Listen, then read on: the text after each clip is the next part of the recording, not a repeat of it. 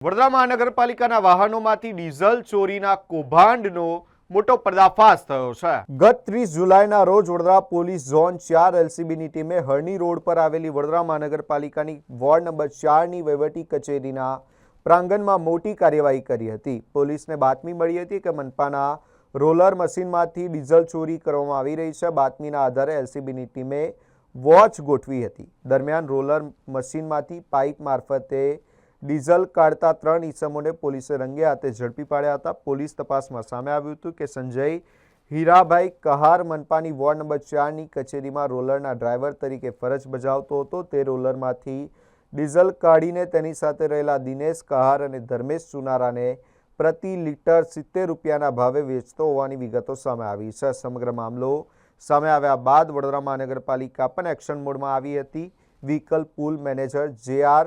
ભાંભોર દ્વારા ચોરીમાં સંડોવાયેલા ઇજારદારના કર્મચારી સંજય કહારને તાત્કાલિક અસરથી ફરજ પરથી મુક્ત કરવામાં આવ્યો હતો। ત્યારબાદ મનપા દ્વારા સમગ્ર મામલે તપાસ હાથ ધરવામાં આવી હતી। તપાસના અંતે જવાબદાર ઇજારદારને ₹3 લાખનો દંડ ફટકારવામાં આવ્યો હતો। આ સમગ્ર મામલે કાર્યવાહી અંગે વ્હીકલ પૂલ મેનેજર જે.આર. ભાંભોરે વિગતવાર માહિતી આપી હતી। સાથે જ મનપાના વાહનોમાં કોઈપણ પ્રકારની ગેરરીતિ કે ડીઝલ ચોરી જેવી અસામાજિક પ્રવૃત્તિ કરનાર કર્મચારીઓ સામે કડક કાર્યવાહી કરવાની ચેતવણી પણ આપવામાં આવી છે। એ જે પ્રકરણ મને મીડિયા દ્વારા જ જાણવા મળ્યું હતું અને એમાં ઇજારદાર જે છે એને નોટિસ આપી અને ડ્રાઈવરને તાત્કાલિક અસરથી છૂટો કરવાનું તેમજ તેના બિલમાંથી 3 લાખની પેનલ્ટી કરવાની નોટિસ આપણે આપી છે।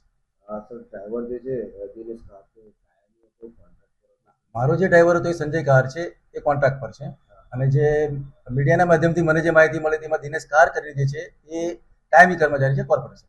અને હાલ ફરજ એના પરની જે કાર્યવાહી છે એ વડી કચેરી દ્વારા લેવામાં આવશે। એની વિશે હાલ મને કોઈ માહિતી નથી। અત્યારે ફરજ કોને કરે મારા કોન્ટ્રાક્ટ હેઠળ જે રોલર ડ્રાઈવર સંજય કહાર ફરજ બજાવતો હતો તેને।